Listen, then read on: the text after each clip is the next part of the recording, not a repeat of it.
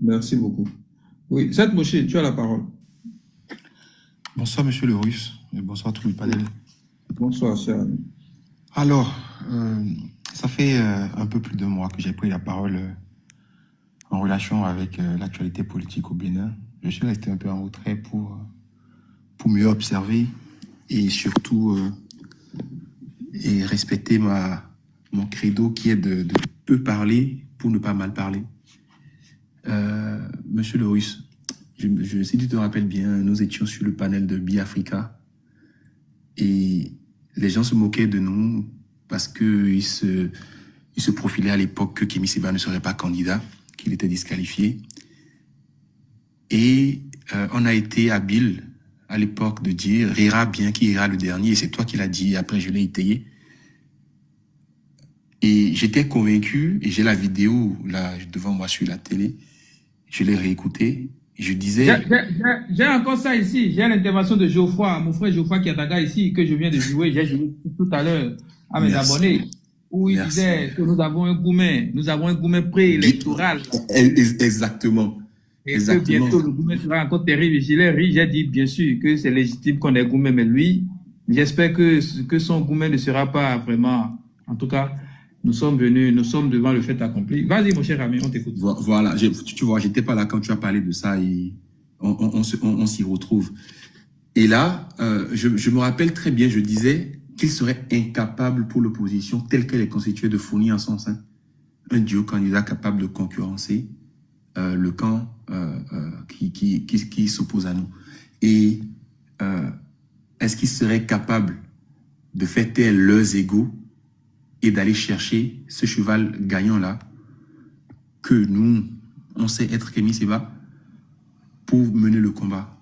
Et non seulement ils n'ont pas été capables de taire leurs égaux, mais ils ont prêté le flanc exactement comme on l'avait prédit. Et comme je le disais, en fait, ils font de la politique de rente, une politique maraîchère. Démarcher quelques postes, avoir quelques sièges à l'Assemblée, avoir quelques avantages, et c'est fini. J'ai l'impression qu'ils n'ont jamais été dans une posture de concourir pour briguer réellement la magistrature suprême, pour exercer le pouvoir. Pourquoi? Quand vous avez exactement le nombre de parrainages qu'il faut, soit en amont, vous menez le combat, et quand je dis mener le combat, en fait, c'est pied à pied, bec et ongle, de façon à tout raser sur votre chemin, pour que le jeu soit ouvert. Mais ils ont été des lâches et des hypocrites. Dans ce groupe-là, il y a eu beaucoup de poltrons politiques. Parce que grâce à leur immunité parlementaire, ils avaient la possibilité de descendre dans les rues, aller dans les hameaux, dans les villages pour mobiliser les gens et les amener à s'intéresser à la question de l'exclusion. Ils ne l'ont pas fait parce qu'à l'époque, dans leur tête, se disaient-ils en se regardant dans le miroir, ils étaient les seuls, ils se plaisaient bien dans la posture d'être les seuls à pouvoir être en face du parti au pouvoir.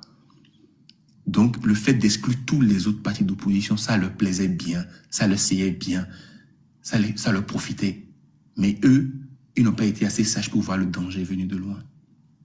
Et j'ai pas envie de me réjouir, parce que il serait hypocrite de dire, il y a une partie de moi qui se réjouit. Pourquoi? Parce que demain, pour voter encore ce genre de loi-là, liberticide, c'est ce genre de loi qui... Mais c'est de l'auto-sabotage. Les gens vont réfléchir. Parce qu'aujourd'hui, Sojinu, j'en suis arrivé même à inventer une expression qui, si Dieu le veut, rentrera dans le jargon politique béninois. Faire une Sojinu ou faire du Sojinu, mais ce reviendrait simplement à quitter le navire au dernier moment, astreignant ainsi son camp à une défaite inéluctable ou à une abstention obligé. Et ça nous ramène à la question de l'héritage politique. Quand je regarde toute cette mafia-là, et je ne mets personne de côté, toute cette mafia-là, opposition et mouvance, ensemble, les amis, on n'a rien à tirer. c'est la peste et le choléra, en fait. On n'a rien à tirer. Et maintenant, on prend nous, là, nous qui nous étions époumonés à sensibiliser les gens sur le danger qui nous guettait, sur le fait, primo, qu'il fallait un langage politique, un logiciel politique, un personnage politique que les gens ne contrôlaient pas, qui avait un discours antinomique à ce qu'on entend d'habitude. On s'est moqué de nous. Mais Talon a prouvé à tous ceux-là que c'est lui qui contrôle le game, que tant que vous parlez le même langage, c'est-à-dire la social-démocratie, la démocratie libérale, comme lui, ils sont de la même école. Talon contrôle le game. Et à côté de lui, moi je ne vois même pas seulement Talon. C'est Djogbenou, c'est Humbedji, c'est ABT, c'est Pascal Koupaki. En fait, ils sont des dizaines et c'est que des gros morceaux. Et de l'autre côté, vous avez Yahibouni qui, pour avoir été un président, a encore la sympathie de peut-être à maxima quelques millions de Béninois. Mais à part Yahibouni, qui, au vu de la Constitution, ne peut plus se présenter, il n'y a pas un seul membre des démocrates qui, intrinsèquement, est capable de mobiliser 5% de l'électorat au Bénin. De son propre chef, lui, grâce à son background politique, à son activisme politique, à ses réalisations politiques, il n'y en a pas un seul. Et c'est d'autant plus vérifiable que même Saka Saleh, qui a connu son érection politique sur TikTok récemment, a même eu plus d'aura que des politiciens forcenés, des politiciens chevronnés, et bon, en tout cas, qui sont dans le parti depuis très longtemps. Un parti qui porte la casquette du plus grand parti d'opposition, qui n'a pas un visage naturel, qui n'a pas un candidat naturel. On l'a dit, on l'a martelé, on l'a exhorté, on a crié. Personne ne nous a écoutés. On a dit, prenez Kémy Séba, parce que Kémy Séba, le système ne le contrôle pas. Il a un discours que les gens, ils ne peuvent pas contrecarrer le discours de Kémy Séba. Ils ne le contrôlent pas, ils ne peuvent pas l'acheter, ils ne peuvent pas le manipuler. On nous a dit, vous n'avez pas envoyé de lettres. Donc, ça nous ramène à la question de l'hypocrisie. Et je disais justement dans l'intervention dont j'ai parlé tantôt, que entre quelqu'un qui écrit une lettre nutamment et qui l'envoie dans l'anonymat et quelqu'un qui sort au grand jour, qui déclare son amour, qui déclare ses intentions et qui fait voir aux yeux du monde qu'il est de votre côté, qui fait ou qui a fait une démarche constructive, sincère, Kémy Séba a tout donné. Et aujourd'hui, il se positionne encore comme étant l'homme de la situation. Pourquoi?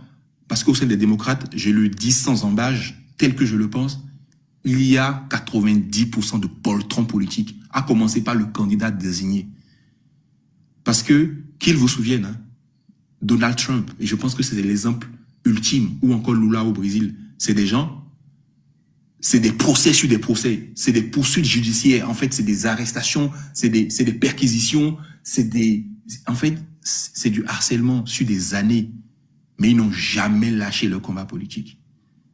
Je vous dis, un parti, le plus grand parti d'opposition, un homme qui en quelques jours a suscité l'espoir chez des millions de Béninois, je ne sais pas quelle est la nature de la pression qu'on lui a mise. Il a déchanté en 3 jours. Et quand vous ajoutez à ça le tristement célèbre Sodjinou, quand vous ajoutez à ça le Hachadé, l'autre qui ne veut pas donner, et si c'est tel candidat, lui aussi ne veut pas donner son parrainage, en fait, vous vous dites, finalement, est-ce que on va pas prier pour qu'il y ait un séisme qui les emporte tous, un ouragan qui les emporte tous, pour qu'on puisse renouveler cette classe politique-là, pour qu'on puisse reprendre les choses sur de nouvelles fondations. Donc, pour finir, les amis, en fait, je suis ému. Je suis à la lisière des larmes parce que ce que je suis en train de voir là, c'est 5 ans ou sinon 10 ans de souffrance exacerbée, de de spoliation et d'étranglement encore des jeunes entrepreneurs. Et voilà. Je disais justement que en 10 ans, il n'y a pas un seul grand entrepreneur béninois qui a émergé, qui est capable, à l'instar d'un certain Dangote ou d'un Tony Elumelu ou d'autres, hein, il y en a plein dans la sous-région, de créer de grandes entreprises qui ramènent de la devise au pays. Il n'y en a pas un seul. Au contraire, l'État aujourd'hui est obligé de construire des restaurants sur la plage. Vous voyez? C'est-à-dire, on a tué toutes les jeunes entreprises avec les impôts, avec le système du népotisme, c'est-à-dire quand tu n'es pas avec eux, tu n'as pas les marchés, tu n'as pas... En fait, soit tu es avec eux, soit tu n'es personne. Et voilà, c'est 10 ans de souffrance encore. Et les gens qui sont en prison ne sortiront pas, malheureusement. Que ce soit les jeunes qui ont été abusivement incarcérés ou ceux qu'on a contraints à l'exil, ou ceux qui sont en prison pour des motifs politiques.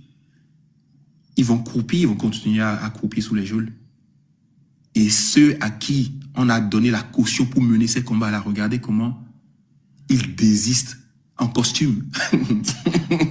En fait, les gens s'habillent, portent leur costume pour venir déposer leur démission alors que tout un pays a mis son espoir sur leurs épaules. C'est pour vous dire, les amis, cette jeunesse-là, à laquelle j'appartiens, nous n'avons aucun... S'il vous plaît, en fait, peu importe. On était en train de parler de M. Théodore Olo. Vous avez vu, ces gens-là, ils se sont mis en retrait. Les Robert Dosso, ils se sont mis en retrait parce que leur valeur dépasse aujourd'hui le niveau de la politique qu'on fait au Bénin. Ils se sont mis en retrait parce que quand tu es un homme de valeur, tu ne peux pas appartenir à cette caste politique-là. Moi, je ne fais aucun distinguo entre l'opposition et la mouvance. Et vous avez vu, Candide Azanaï, à qui on prête encore un peu de probité, un peu de rectitude morale, il s'est mis à l'écart. Il a compris depuis très longtemps. Il ne côtoie ni le camp Yahi, il ne côtoie ni le camp Talon. Il a compris. Tu ne peux pas être avec ces gens-là. Parce que d'un côté, tu as le tyran, et de l'autre côté, tu as des dupes et des poltrons. Hein, des gens qui voient le danger et qui te disent non, il n'y a rien. Des gens qui sont nuls en communication, qui sont capables de venir te faire un discours à la télé les bras croisés. Et j'ai l'exemple devant moi. Des gens qui ne peuvent pas s'habiller. En fait, c'est le b.a.-ba. En conséquence, ne serait-ce que pour vendre le rêve. Parce que vous avez en face le camp Talon. Le fond, c'est creux. Mais si on est honnête politiquement, on doit pouvoir dire que c'est des gens, ils sont d'excellents communicateurs. Ils ont des clébés pas à foison. Ils sont capables d'aller démarcher les plus grandes stars pour venir vendre le rêve béninois, alors que nous savons très bien que même les gens qui étaient dans la classe moyenne sont tombés dans l'extrême précarité. Dans ce Bénin-là, où tout coûte cher, où les salaires n'ont pas augmenté alors que le coût de la vie a doublé en 15 ans. Mais ils sont capables de communiquer de telle sorte que si vous-même, vous aviez été à l'extérieur, vous allez penser qu'au Bénin, là, actuellement, tout le monde boit le miel. Et maintenant, vous avez le camp des démocrates. Ils sont nuls en communication. Et l'exemple palpable pour aller récupérer les parrainages. Mais ce jour-là, j'ai vu le film le plus horrible, en fait, grand guignolesque.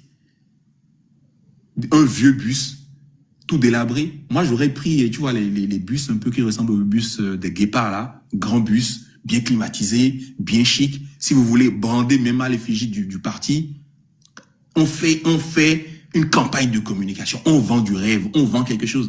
Mais les gens, c'est comme s'ils n'avaient même pas envie de participer. Et qu'ils n'attendaient que l'exclusion, en fait, en réalité. Et depuis, vous voyez le président Yahi qui, normalement, devait être le cheval de bataille. Il devait être, là, actuellement, il devait être au four et au moulin. Non, il va sortir, vous faire un discours, se gargarisant d'être l'homme de paix, alors qu'en réalité, c'est de la lâcheté politique. En réalité, c'est de la trahison républicaine. qui ne dit pas son nom. Et vous allez voir, les prochaines semaines, ils iront tous se cacher. Ceux qui pensent qu'il y aura des mouvements, des marches, il n'y a pas un parmi eux qui a les coronesses pour initier quoi que ce soit. Je n'en vois pas un seul. La belle preuve, ils ne sont même pas capables d'assumer Kémy Séba. Ils ne sont pas capables de sortir au grand jour et enlacer un homme de poigne, un homme de principe, un homme de vérité. Parce qu'ils ne peuvent pas assumer, ça, ils n'ont pas les coronesses. Donc, à moins qu'il y ait une magie, une révolution spontanée, ne comptez pas sur ces gens-là pour organiser quoi que ce soit. Et je vais vous dire exactement pourquoi pour finir. Et mon oncle en a fait partie, le grand frère de ma mère, Alessandro Ndonji. Je pense que pendant les élections présidentielles passées, ils ont tous été arrêtés. Il y en a beaucoup qui ont fait la prison, qui sont sortis peut-être 2-3 ans après. Il y en a beaucoup qui sont partis en exil.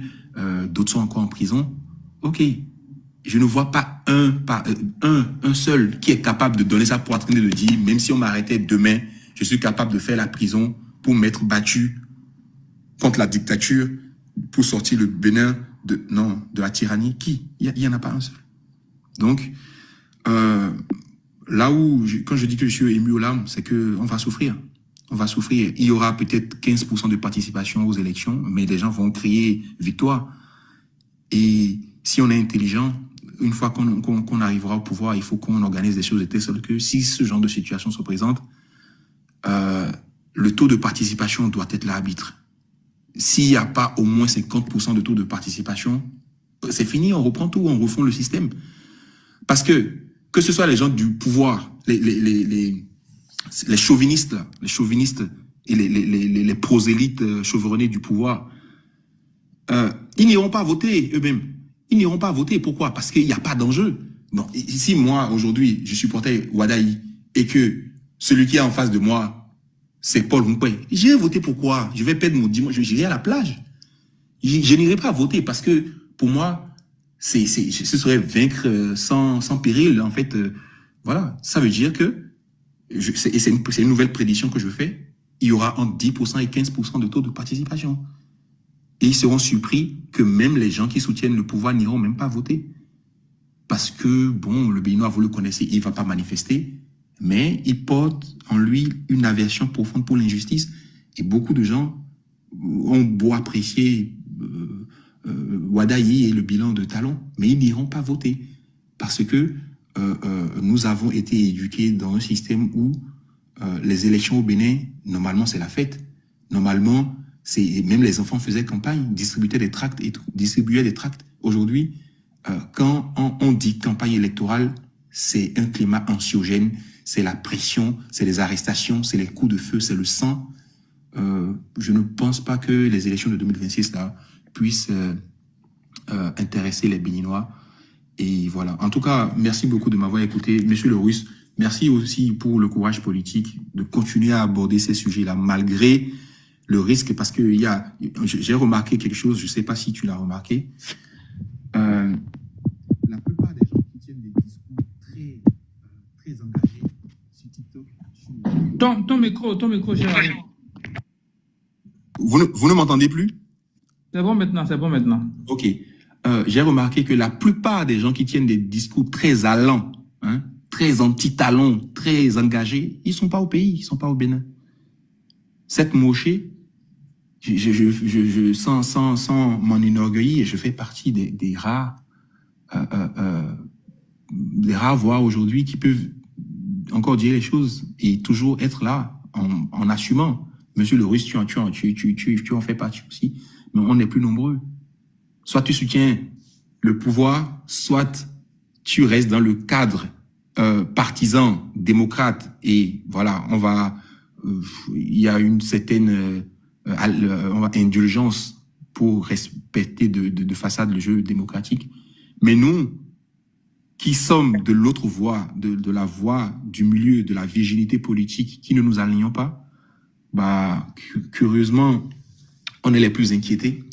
Donc, force à toi, force à tous les Béninois qui continuent à donner de la voix, tout en étant là. C'est pas simple, mais voilà. Il faut qu'on tienne bon.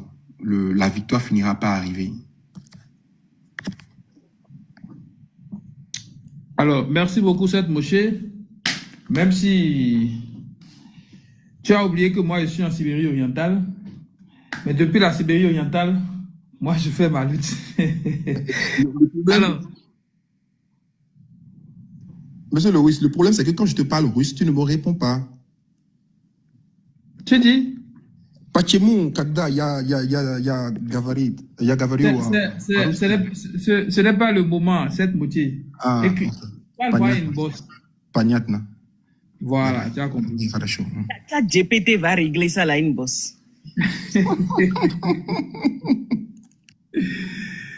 Alors, les amis, merci beaucoup à Seth Moshe pour son point de vue, son intervention. Voilà, et nous allons continuer de faire le travail républicain, quel que soit le risque. Vous voyez, quel que soit l'endroit où on se trouve, on a le droit de... C'est notre devoir d'ailleurs de faire ce travail. Et même en étant à l'intérieur ou à l'extérieur du Bénin, je pense qu'on fait tous de très bon travail parce que ce sont des risques que nous prenons. Nous avons tous envie aussi de rentrer chez nous et de passer par l'aéroport sans être inquiétés. Mais nous faisons tout ce travail pour pouvoir garantir un état de droit pour notre pays et pour nous-mêmes, pour notre progéniture. Merci à Seth Moshe. Je pense que Seth Moshe et le doyen Sauvegarde ont fait part de certaines moqueries de nos amis d'en face, et notamment sur le live de Biafrica que j'ai joué ici tout à l'heure.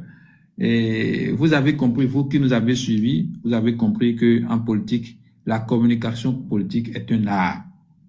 Et ce qui vous permettra en communication politique de ne jamais vous tromper ou de rester en harmonie avec votre conscience, c'est de baser vos interventions sur des principes, sur des valeurs, sur une idéologie.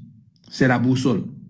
Lorsque vous basez votre intervention sur la rationalité, sur l'éthique, sur une idéologie, il vous sera très difficile de vous tromper. C'est ça qui fait notre force aujourd'hui. Nous ne sommes pas des érudits. Nous ne sommes pas plus forts que les autres. C'est parce que nous nous sommes ancrés dans une idéologie qui est le panafricanisme, qui a des valeurs, qui prône une souveraineté collective, qui prône la justice sociale. C'est ça notre repère. Voilà ce que je peux dire.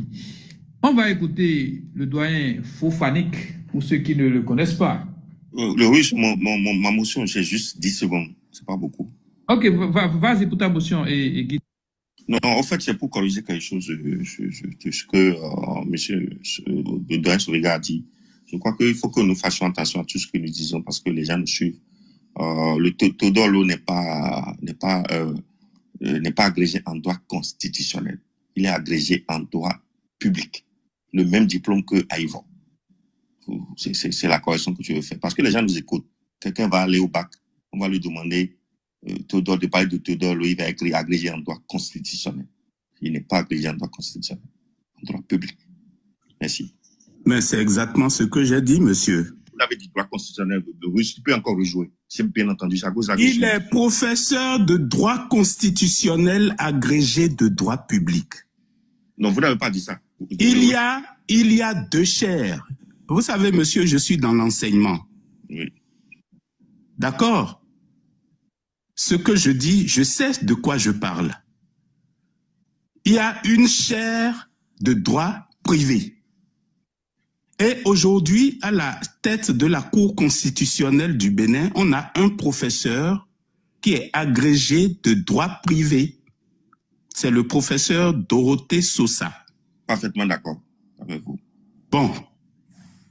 Dans la branche du droit, il y a aussi une autre chaire. C'est le droit public. Oui. Le droit constitutionnel, le droit administratif, ce sont des ramifications du droit public. Vous ne corrigez rien du tout. Ce qu'on est en train de dire ici, c'est comment refonder un système qui est en train de mépriser la majorité et de valoriser une infime minorité dans notre pays. Ça devrait plus vous préoccuper que des arguties là de ce que vous tenez à. Ça, c'est de la dispersion et de la distraction, monsieur le guide. Nous sommes aujourd'hui à un carrefour de notre destin où quelques groupuscules de personnes, c'est le cas de le dire,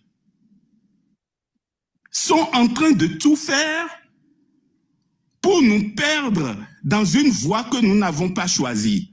La Constitution a été modifiée, on nous a amené un vice-président. Mais un vice-président, ça sert à quoi? On nous a amené un système de parrainage. Le système de parrainage, ça a servi à quoi aujourd'hui? Sinon que de nous plonger dans l'exclusion de nos compatriotes qui ne puissent pas participer au concours, alors que la même Constitution est en train de nous dire « Nous avons choisi un système de pluralité politique intégrale. » Et vous écartez les gens comme ça, et vous justifiez ça encore. Moi, je trouve que c'est pour le moins distrayant cette intervention que vous faites. Dites-nous quelque chose qui va nous permettre de résoudre le problème dans lequel nous nous retrouvons aujourd'hui. Monsieur le guide, dites-nous comment vous... Merci beaucoup. Et Doyen Sobeka, je pense que monsieur le guide n'a pas grand chose à dire. Vous avez bien vu, c'était juste pour nous distraire. Et vous avez très bien utilisé l'expression, il a utilisé des agurcis. Votre agurci, monsieur le guide, ne nous intéresse pas. Agurci, c'est qu'on descende le guide. Vainement minutieux. Le russe, les enfants nous écoutent. Qui imagine que... Tu ne me dis pas que ce que j'ai dit, ça n'a pas... Les gens nous écoutent. Non, ça n'a pas... Attends. Un débat sérieux. Non, et je ne vais pas permettre cet échange-là. Je vous en prie. Monsieur Sobeka, ne tombez pas dans son panneau. Non, attends, monsieur le russe, laisse-moi finir. 1 minute, ça ne va pas prendre plus. Ok. Vous voyez, je vais vous lire la teneur de l'article 40 de notre Constitution, en son paragraphe 2. L'État doit intégrer les droits de la personne humaine dans les programmes d'alphabétisation et d'enseignement aux différents cycles scolaires et universitaires et dans tous les programmes de formation des forces armées, des forces de sécurité publique et assimilées. Vous voyez, dans notre pays, on a été des pays dans lesquels on a pris des portables, des téléphones portables des gens dans la circulation, qu'on a travaillé à frapper en mondovision. La planète entière a vu ça du Bénin. Vous trouvez qu'on peut avoir une constitution comme celle-là quand on parle de droits fondamentaux et avoir de telles pratiques? Que cela interpelle votre conscience, monsieur. Hein? Et monsieur Doyen Sobeka, allez plus loin dans l'article 40 parce que je lis encore quelque chose d'intéressant ici. L'État doit également assurer, dans les langues nationales, par tous les moyens de communication de masse, en particulier par la radiodiffusion et la télévision, la diffusion et l'enseignement de ces mêmes droits. Est-ce qu'aujourd'hui nos autorités font cela? L'enseignement du droit, de la Constitution dans toutes les langues possibles à nos concitoyens. Pourtant, on va nous dire que nul n'est censé ignorer la loi. Doyen, vous avez fini? On peut continuer? Oui, tu peux, mon cher ami. Merci. Donc, toi, il y a lu la déclaration de Oumbédi. La déclaration de Oumbédi par rapport à quoi? Oui, il a fait sortir une déclaration. Tu peux lire ça. Il a écrit, il a fait sortir ça. C'est à cause de ça que aussi je suis monté pour que tu puisses avoir la primeur de l'information. La déclaration est déjà partout. Hein. Je vais y revenir, t'inquiète, Ok. t'inquiète. Ok. Ok. En attendant de voir ça, on va écouter Fofana.